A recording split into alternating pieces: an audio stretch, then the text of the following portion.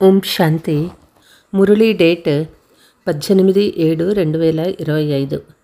మధురమైన పిల్లలారా, మీపై మీరే దయ చూపుకోండి. తండ్రి ఏదైతే శ్రీమతం ఇస్తూ ఉన్నారో దాని అనుసారం నడుచుకోండి. తండ్రి ఇచ్చే శ్రీమతం, పిల్లలారా సమయాన్ని వృధా చేయకండి, మంచి కర్మలనే చేయండి. ప్రశ్న: అదృష్టశాలి పిల్లల ముఖ్య ధారణలు ఏవి? జవాబు: అదృష్టశాలి పిల్లలు ఉదయమే లేచి తండ్రిని చాలా ప్రీతిగా తలంపు చేస్తారు. బాబాతో తీయగా మాట్లాడతారు. తమపై ఎప్పుడూ నిర్దయను చూపుకోరు. వారు గౌరవపూర్వకంగా ఉత్తీర్ణులై పురుషార్థం చేసి స్వయాన్ని రాజ్యానికి అర్హులుగా చేసుకుంటారు. ఓం శాంతి.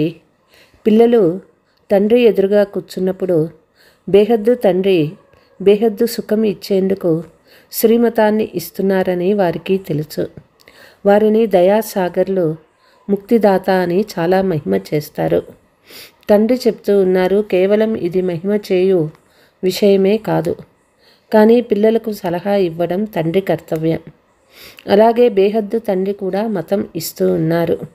వారు ఉన్నతోన్నతమైన తండ్రి కాబట్టి వారి మతం కూడా తప్పకుండా ఉన్నతోన్నతంగానే ఉంటుంది. మతాన్ని తీసుకునేది ఆత్మ. మంచి లేక చెడు కర్మలను చేసేది కూడా ఆత్మనే. ఈ సమయంలో ప్రపంచానికి రావణ మతం లభిస్తుంది. పిల్లలు మీకు రాముని మతం లభిస్తుంది. రావణుని మతము వల్ల నిర్దయులై విరుద్ధ కర్మలనే చేస్తారు. సమర్థమైన మంచి కర్మలనే చేయండని తండ్రి మతము సలహా ఇస్తారు. తమపై తాము దయ చూపుకోవడం అన్నిటికంటే చాలా మంచి కార్యము. సతో ప్రధానంగా చాలా సుఖంగా ఉండే ఆత్మ రావణుని మతం లభించటం వల్ల తమో ప్రధానమైపోయిందని మీకు తెలుసు. ఒక్క తండ్రి స్మృతిలోనే ఉండండి, మీపై మీరు దయ చూపుకోండి అని ఇప్పుడు తండ్రి మతం ఇస్తూ ఉన్నారు. తండ్రి దయ చూపించరు, ఇలా చేయమని శ్రీమతం ఇస్తారు. మీపై మీరే దయ చూపుకోండి. స్వయాన్ని ఆత్మగా భావించి పతిత్ పావనైనటువంటి మీ తండ్రిని స్మృతి చేస్తే మీరు పావనంగా అవుతారు. పావనంగా ఎలా అవ్వాలో తండ్రి సలహా ఇస్తారు. పతితుల్ని పావనంగా చేసేవారు తండ్రే అయినారు. వారు శ్రీమతం ఇస్తారు. వారి మతానుసారం నడుచుకోలేదంటే మీపై మీరు నిర్దయులుగా అవుతారు. పిల్లలు సమయాన్ని వృధా చేయకండి. తండ్రి శ్రీమతం ఇస్తారు. నేను ఆత్మ అనే పాఠాన్ని పక్కా చేసుకోండి. శరీర నిర్వహణార్థము వ్యాపారాదులే భలే చేసుకున్న సమయం కేటాయించి యుక్తిని రచించండి. పని చేస్తూ ఉన్న ఆత్మలోని బుద్ధి తండ్రి వైపు ఉండాలి. ఉదాహరణకి ప్రేయసి ప్రియులు పనులు చేస్తూ ఉన్నా ఒకరిపై ఒకరికి ప్రీతి ఉంటుంది కదా. ఇక్కడ అలా లేదు. మీరు భక్తి మార్గంలో కూడా స్మృతి చేస్తారు. ఎలా స్మృతి చేయాలని చాలామంది అడుగుతారు. స్మృతి చేయాలి అంటే ఆత్మ పరమాత్మ రూపం తెలియాలి కదా.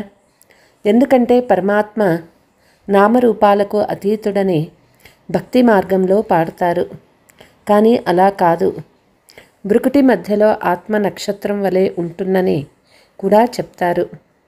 మరి ఆత్మ అంటే ఏమిటి అని ఎందుకు అడగాలి? దాన్ని చూడలేరు. అది తెలుసుకునే వస్తువు. ఆత్మ కూడా తెలుసుకునే వస్తువే, పరమాత్మ కూడా తెలుసుకునే వస్తువే. రెండు అతి సూక్ష్మమైనటువంటివి. ఆత్మ మినుగు పురుగు కంటే సూక్ష్మమైనది. శరీరం నుండి ఎలా వెళ్ళిపోతుందో తెలియదు. ఆత్మ ఉన్నది, అది సాక్షాత్కారం అవుతుంది. ఆత్మ సాక్షారమైతే ఏం లాభం ఉంటుంది? అది నక్షత్రం వలె సూక్ష్మమైనది. స్వయాన్ని ఆత్మగా భావించి తండ్రిని స్మృతి చెయ్యండి. ఆత్మ ఎలా ఉంటుందో పరమాత్మ కూడా ఆత్మనే. కానీ వారిని పరం ఆత్మ అని అంటారు. వారు జనన మరణాలలోకి రారు. ఆత్మ జనన మరణరహితంగా ఉన్నప్పుడు సుప్రీం అని అంటారు. ముక్తిధామానికైతే అందరూ పవిత్రంగా అయ్యి వెళ్ళాలి.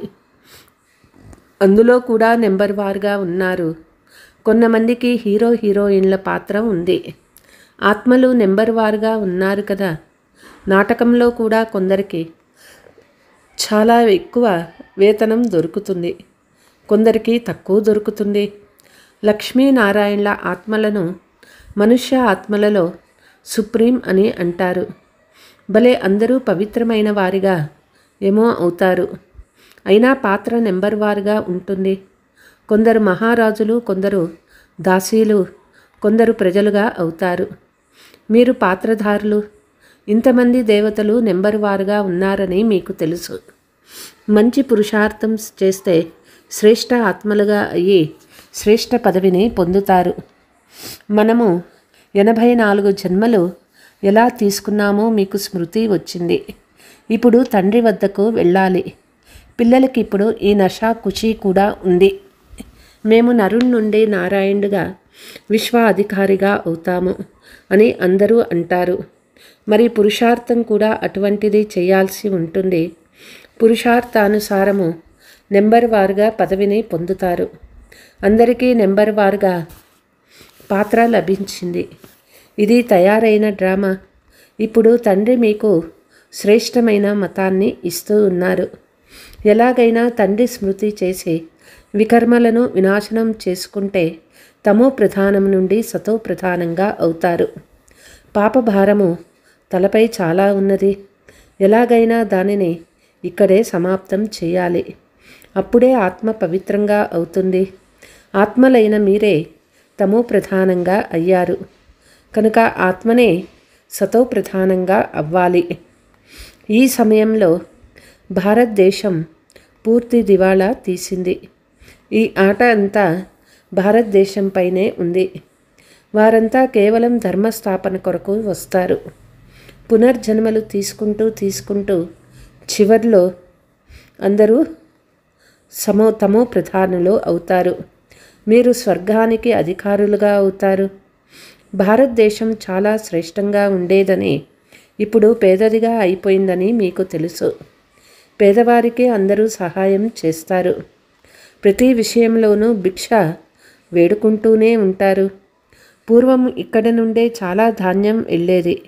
ఇప్పుడు పేదదైపోయింది కనుక ప్రతిఫల సేవ నడుస్తుంది. ఏదైతే తీసుకువెళ్ళారో అది అప్పు రూపంలో లభిస్తుంది. ఇప్పుడు క్రైస్తవులు కృష్ణుడు రాశి ఒక్కటే ఇది క్రైస్తవులే భారతదేశాన్ని మింగేశారు. ఇప్పుడు మళ్ళీ డ్రామా అనుసారం వారు పరస్పరంలో పోట్లాడుకుంటే పిల్లలైన మీకు వెన్న లభిస్తుంది. అంతేకాని కృష్ణుని నోటిలో వెన్న ఉండేదని కాదు. అలా శాస్త్రాలలో వ్రాసేశారు. పూర్తి ప్రపంచమంతా కృష్ణుని చేతికే వచ్చేస్తుంది. పూర్తి విశ్వానికి మీరు యజమానులుగా అవుతారు. మనం విశ్వాధికారులుగా అవుతున్నామని పిల్లలు మీకు తెలుసు కనుక మీకు ఎంతో ఖుషి ఉండాలి. మీ అడుగులలో పదం ఉంది. కేవలం ఒక్క లక్ష్మీనారాయణల రాజ్యం మాత్రమే లేదు. వారి వంశము ఉండేది కదా. యథా రాజా తథా ప్రజా. అందరూ పదమాపదం భాగ్యశాలీలే. అక్కడ లెక్కలేనంత ధనం ఉంటుంది.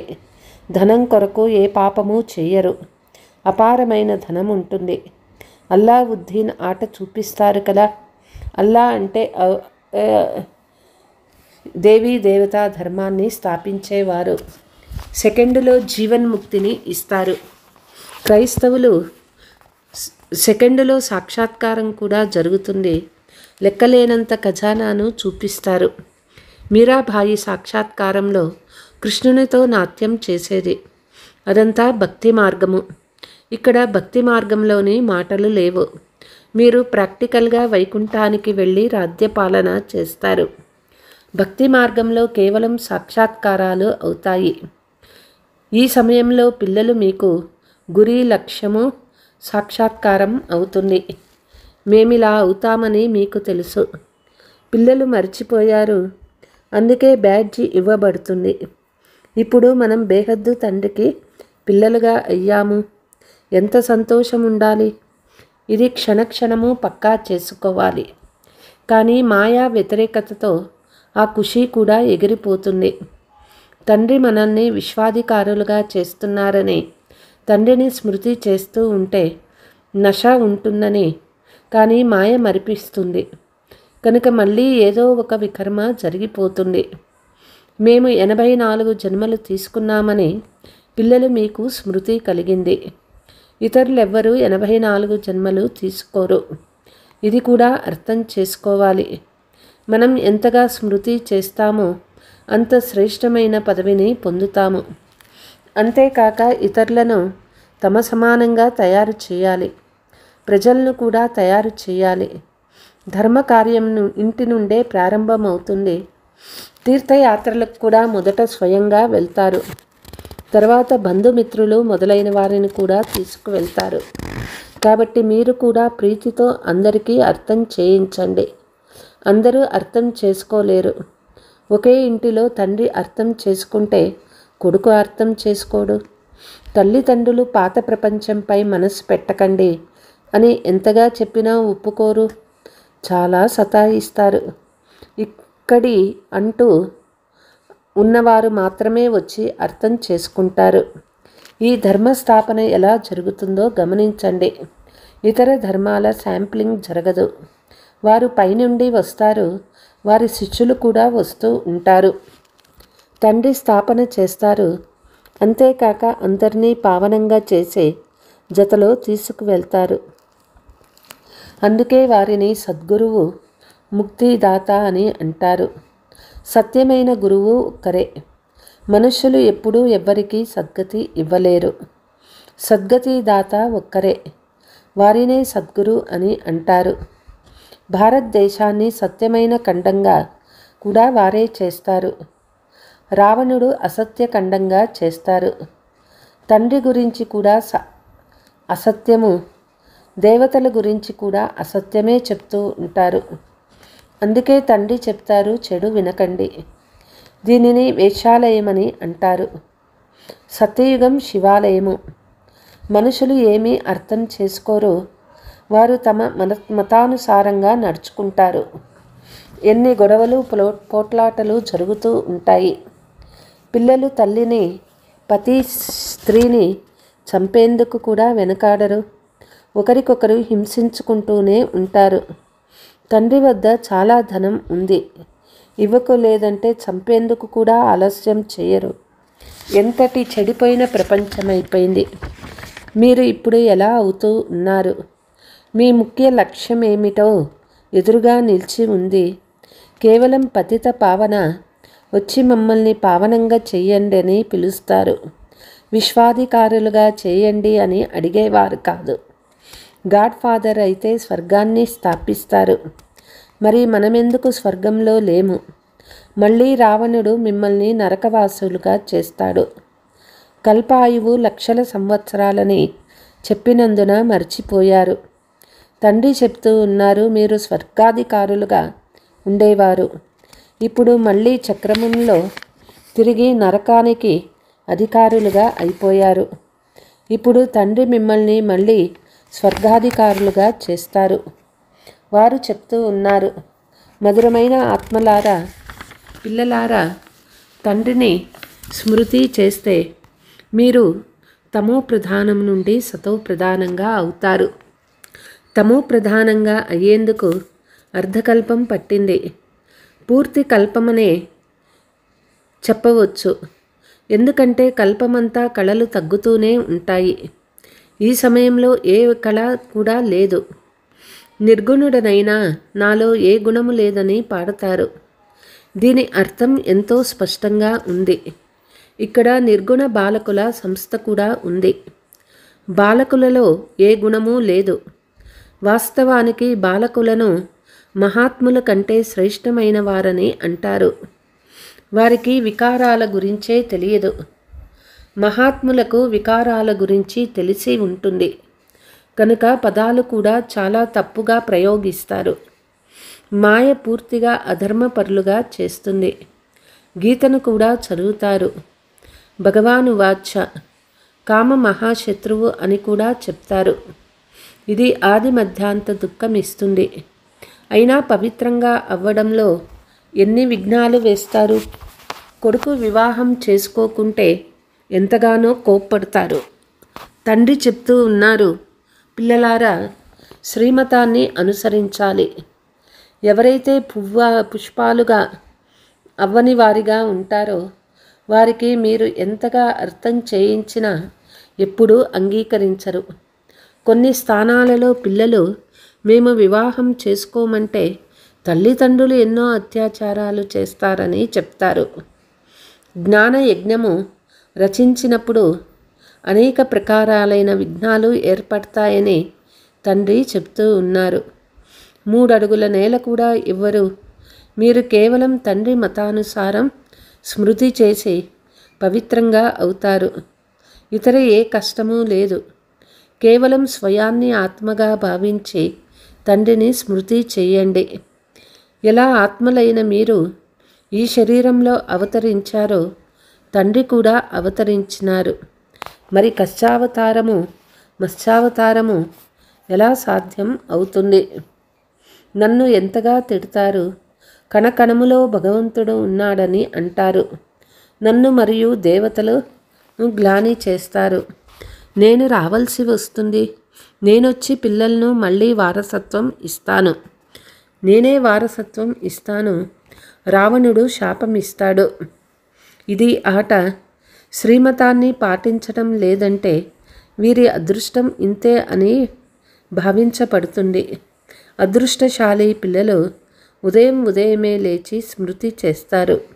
బాబాతో మాట్లాడతారు. స్వయాన్ని ఆత్మగా భావించి తండ్రిని స్మృతి చేస్తే వికర్మలు వినాశమవుతాయి. ఖుషి పాదరస మట్టం పెరుగుతుంది. ఎవరు గౌరవపూర్వకంగా ఉత్తీర్ణులవుతారో వారే రాజ్యానికి యోగ్యులుగా అవ్వగలరు. కేవలం ఒక్క లక్ష్మీనారాయణులు మాత్రమే రాజ్యపాలన చేయరు. వారి వంశం ఉంటుంది. ఇప్పుడు తండ్రి అంటూ ఉన్నారు, మీరు ఎంత స్వచ్ఛబుద్ధి కలవారిగా అవుతారు. దీనిని సత్సంగము అని అంటారు. సత్సంగం ఒక్కటే. ఆ తండ్రి సత్యమైన జ్ఞానం ఇచ్చి సత్యమైన ఖండానికి మాలికలుగా చేస్తూ ఉన్నారు. కల్పం యొక్క సంగములోనే సత్సంగం లభిస్తుంది. స్వర్గంలో ఎటువంటి సత్సంగాలు ఉండవు. ఇప్పుడు మీరు ఆత్మీక రక్షక దళము. మీరు విశ్వనావను తీరానికి చేరుస్తారు. మిమ్మల్ని రక్షించేవారు, శ్రీమతం ఇచ్చేవారు తండ్రే. మీ మహిమ చాలా గొప్పది. తండ్రి మహిమ, భారతదేశ మహిమ అపరంపారమైనవి. పిల్లల మహిమ కూడా అపరంపారైనది. మీరు బ్రహ్మాండానికి, విశ్వానికి కూడా అధికారులుగా అవుతారు. నేను కేవలం బ్రహ్మాండానికి మాత్రమే యజమానిని. మీకు పూజ డబల్ పూజ అవుతుంది. డబల్ పూజ జరిగేందుకు నేను దేవతగా అవ్వను. మీలో కూడా నెంబర్ వార్గా అర్థం చేసుకొని ఖుషీగా పురుషార్థం చేస్తారు. చదువులో ఎంత వ్యత్యాసం ఉన్నది. సత్యయుగంలో లక్ష్మీనారాయణ రాజ్యం నడుస్తుంది. అక్కడ మంత్రి ఉండడు. లక్ష్మీనారాయణలు ఎవరైతే భగవాన్ భగవతి అని అంటారో వారు మంత్రి సలహా తీసుకుంటారా? రాజు పతితంగా అయినప్పుడు మంత్రులు మొదలైన వారిని ఉంచుకుంటారు. ఇప్పుడు ప్రజలపై ప్రజారాధ్యం ఉన్నది. మీరు ఈ పాత ప్రపంచంపై వైరాగ్యం ఉండాలి.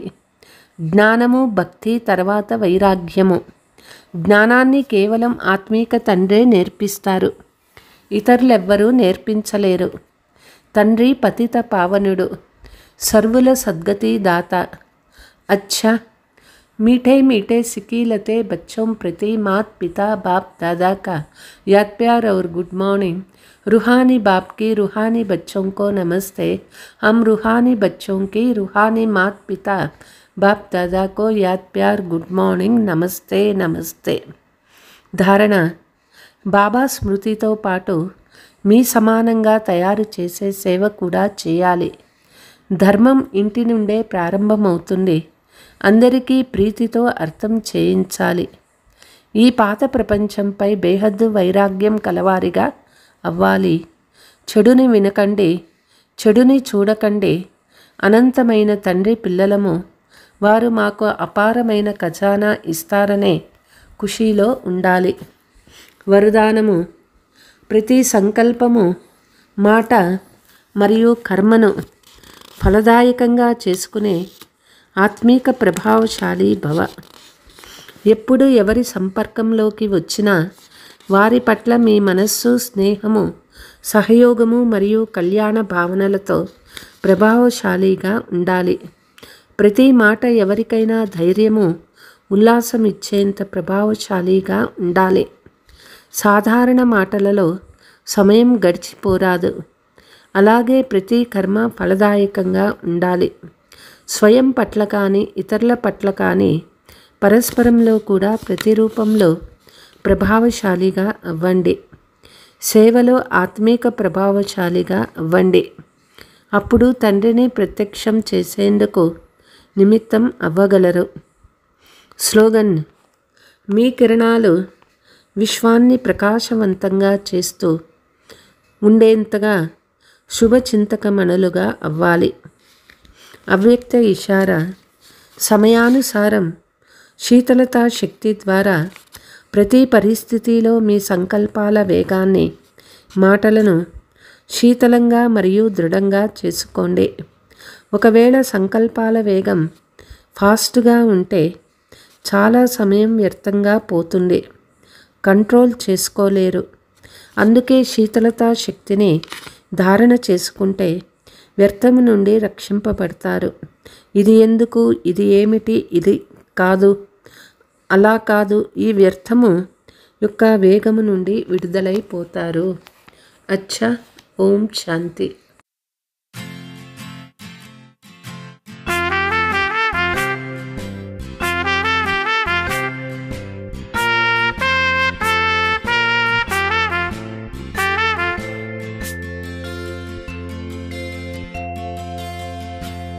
ఈ తనువు మనసుతో నిష్కామ భావనే, ఈ తనువు మనసుతో నిష్కామ భావనే, నీ మానవత్వ విలువ చాటు సోదరా. మనోవాక్కాయ కర్మ ఆధారమే చరితార్థమౌను నీ చరిత్ర భూమిలో. ఈ తనువు మనసుతో నిష్కామ భావనే, నీ మానవత్వ విలువ చాటు సోదరా. మనోవాక్కాయ కర్మ ఆధారమే చరితార్థమౌను నీ చరిత్ర భూమిలో.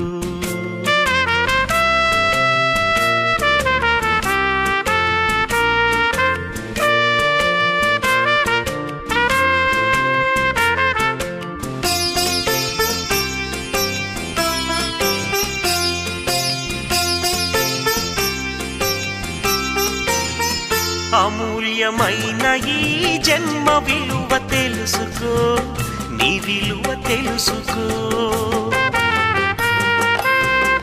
అమూల్యమైన ఈ జన్మ విలువ తెలుసుకో, నీ విలువ తెలుసుకో. ఈ కర్మ భూమి పైన నీ పాత్ర ఏమిటో గుర్తెరిగి నడుచుకో. నీ బృహద్భావనల్, నీ బృహత్ కర్మలే, నీ బృహత్ భావనల్, నీ బృహత్ కర్మలే ఆదర్శమై నిలిచిపోవు భూమిలో. నీ మనోవాక్కాయ కర్మ ఆధారమే చరితార్థమౌను నీ చరిత్ర భూమిలో. ఈ తనువు మనసుతో నిష్కామ భావనే, నీ మానవత్వ విలువ చాటు సోదరా. మనోవాక్కాయ కర్మ ఆధారమే చరితార్థమౌను నీ చరిత్ర భూమిలో.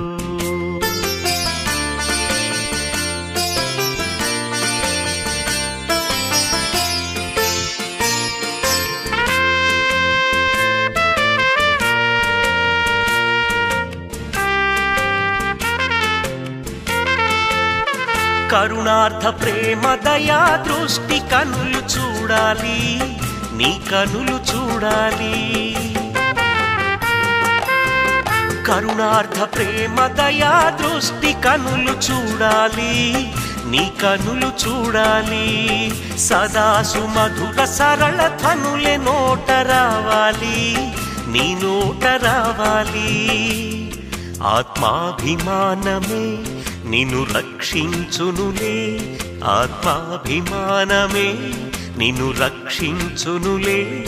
ఈ జన్మ సమయమే నీకు పరీక్ష, మనోవాక్కాయ కర్మ ఆధారమే చరితార్థమౌను నీ చరిత్ర భూమిలో. ఈ తనువు మనసుతో నిష్కామ భావనే నీ మానవత్వ విలువ చాటు సోదరా. మనోవాక్కాయ కర్మ ఆధారమే చరితార్థమౌను నీ చరిత్ర భూమిలో. పవిత్ర జీవనం సాగించు సోదరా, పవిత్ర జీవనం సాగించు సోదరా, పవిత్ర జీవనం సాగించు సోదరా.